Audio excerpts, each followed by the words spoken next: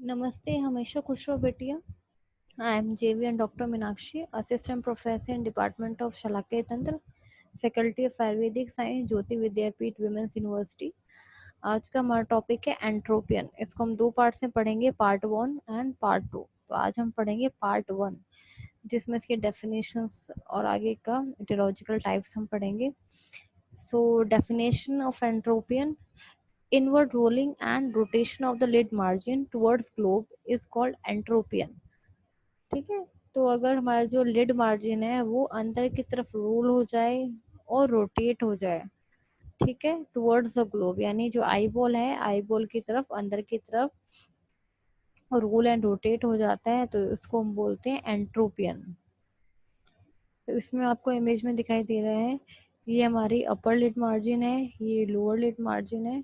ठीक है, तो जिसमें लोअर लिड है वो अंदर की तरफ टर्न हो गया, अंदर की तरफ रोल हो गया है, रोटेट हो गया है, जिसकी वजह से जो आईलैश है वो फ्रंट ऑफ आई में रब कर रहा है, तो इसको हम बोलते हैं एंट्रोपियन।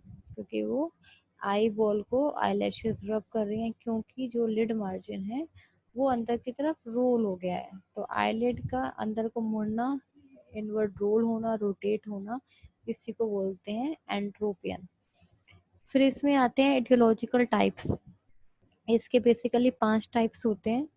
फर्स्ट होता है कंजेनाइटल एंट्रोपियन, सेकंड है साइकेट्रिशियल एंट्रोपियन, थर्ड है स्पास्टिक एंट्रोपियन, फोर्थ है सिनाइल या फिर इन्वोल्यूशनल एंट्रोपियन, और फिफ्थ है मैकेनिकल एंट्रोपियन। सबसे पहले हम पढ़ेंगे इसमें कंजेनाइटल एंट्रोपियन। ये एक रेयर कंडीशन होती है और ये सिंस बर्थ होती है बच्चों में, और ये आपको लोअर लिड में ज़्यादा मिलेगी as compare to the upper lid. ठीक है, तो lower eyelid congenital entropion is caused by improper development of the lower lid retractors. जो हमारे लोअर लिड को रिट्रैक्ट करने वाली जो चीज़ें हैं, अगर वो उनका प्रॉपर डेवलपमेंट नहीं हो पाता है तो उसको हम बोलते हैं लोअर आईलिड कंजेनाइटल एंट्रोपियन, क्योंकि उसमें जो एंट्रोपियन है वो किस वजह से है, और लोअर लिड रिट्रैक्टर्स के इम्प्रॉपर डेवलपमेंट की वजह से। और अपर eyelid congenital entropion is usually secondary to mechanical effects of microphthalmos। ठीक है, तो अगर हमारी आई का साइज छोटा होता है, आई स्मॉल इन साइज है, तो उसके मैकेनिकल इफेक्ट की वजह से क्या होता है, सेकेंडरीली अपर आईलिड कंजेनाइटल एंट्रोपियन होता है। उस समय जो अपर आईलिड है वो अंदर की तरफ रोल कर जाती है। ये surgical anatomy of lower lid. इसमें आपको ये लोअर लिड के रिट्रैक्टर्स यहाँ पे दिखाई दे रहे हैं। ठीक है, ये आपको दिखाई दे रहा है यहाँ पे Lockwood's ligament, capsulopalpebral fascia, inferior tarsal muscle, capsulopalpebral head, inferior tractus muscle and inferior oblique muscle। ये सारे मिलके क्या करते हैं, लोअर लिड को रिट्रैक्ट करने का, नीचे खींच के रखने का काम करते हैं। अगर इनका प्रॉपर डेवलपमेंट नहीं होता है तो उसकी वजह से भी एंट्रोपियन हो सकता है। फिर इसमें नेक्स्ट टाइप है cicatricial entropion, usually involving the upper lid. जो साइकेट्रिशियल एंट्रोपियन है वो मेनली अपर लिड में होता है। ये किस वजह से होता है, हमारे जो पैल्पेबल कंजक्टिवा है उसके कॉन्ट्रैक्शन की वजह से, साइकेट्रिशियल कॉन्ट्रैक्शन की वजह से साइकेट्रिशियल एंट्रोपियन होता है। इसमें टार्सल प्लेट डिस्टॉर्टेड हो भी सकती है या फिर नहीं भी हो सकती। तो इसमें कॉमन कॉजेज हैं ट्रैकोमा।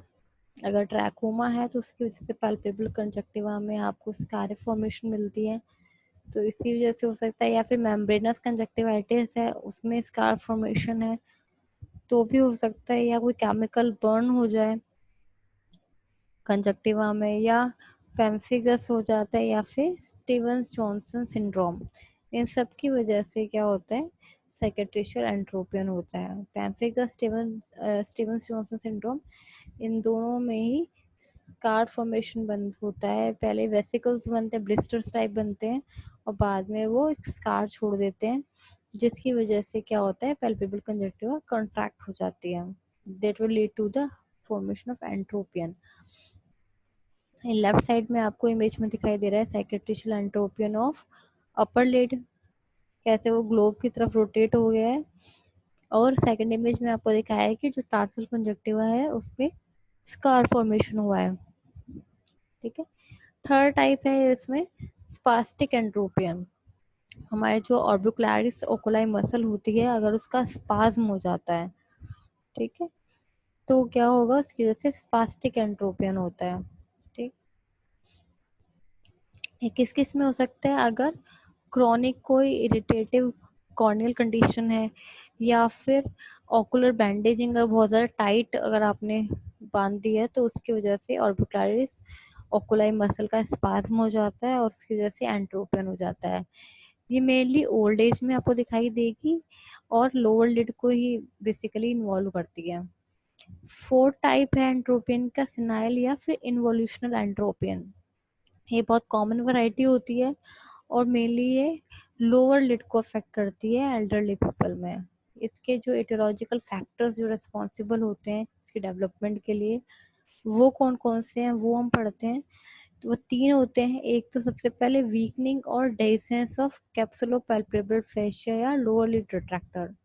ठीक है। लोअर लिड रिट्रैक्टर में एक रिट्रैक्टर्स में से एक स्ट्रक्चर होता है कैप्सुलोपैल्पेब्रल फेशिया। अगर उसकी वीकनिंग हो जाती है या फिर कहीं ना कहीं उसमें ब्रेकेज हो जाता है, डेहिसेंस हो जाता है, तो उसकी वजह से एंट्रोपियन हो सकता है। सेकंड है degeneration of palpebral connective tissue separating the orbicularis muscle fibers and thus allowing preseptal fibers to override the pretarsal fibers। ठीक है। अगर जो पल्पेबल कनेक्टिव टिश्यू है उसका डीजनरेशन हो जाता है, तो उसकी वजह से जो ऑर्बिकुलरिस ओकुलाई मसल है उसके फाइबर सेपरेट होना शुरू हो जाते हैं, और ऑर्बिकुलरिस ओकुलाई के जो प्रीसेप्टर प्रीटार्सल फाइबर्स है उनके अलग होने की वजह से प्रीसेप्टल फाइबर्स प्रीटार्सल फाइबर्स को ओवरराइड करने लग जाता है। इसकी वजह से एंट्रोपियन होता है। थर्ड इसमें एटोलॉजिकल फैक्टर है horizontal laxity of the lid. अगर जो हमारी लिड है वो हॉरिजॉन्टली लैक्स हो जाती है, उसे मसल स्ट्रेंथ का लॉस हो जाता है, तो उसकी वजह से भी एंट्रोपियन होता है। फिफ्थ इसमें टाइप है मैकेनिकल एंट्रोपियन। ठीक है। ये अगर कोई सपोर्ट अगर नहीं मिलता है, लैक ऑफ सपोर्ट अगर मिलता है लिड्स को, तो उसकी वजह से हो सकता है। अगर ग्लोब हमारा जो आई बॉल है वो लिड्स को ठीक से सपोर्ट नहीं कर पाती, तो मैकेनिकल सपोर्ट कम होने की वजह से एंट्रोपियन होता है, उसको बोलते हैं मैकेनिकल एंट्रोपियन। ठीक है। ये किस किस पेशेंट्स में आपको मिलेगा, अगर कोई पेशेंट है थाइसिस बल्बाई का, अगर उसकी सॉफ्ट शंकन आई है पेशेंट की, तो उसकी वजह से ग्लोब लिड्स को सपोर्ट नहीं कर पाता है और मैकेनिकल एंट्रोपियन होता है। या एनोप्थेल्मोस है, ठीक है, अगर हमारे जो आई बॉल है वो अंदर ऑर्बिटल प्लेट की तरफ ऑर्बिट की तरफ डिस्प्लेस हो गई है, एंड आफ्टर इनिकुलेशन और इविसरेशन ऑपरेशन, या फिर हमारे जो आई बॉल है उसका कुछ पार्ट या पूरी आई बॉल को एक्साइज आउट कर दिया गया है, तो इस केस में जो ग्लोब है वो आईलिड्स को सपोर्ट नहीं कर पाता, उसकी वजह से मैकेनिकल एंट्रोपियन होता है। Thank you so much. This session is powered by digital version 2.0 Jyoti Vidyapeeth women's university. I hope you are satisfied with my digital session. If you have any query, please write in the comment box. I will resolve it. Thank you so much.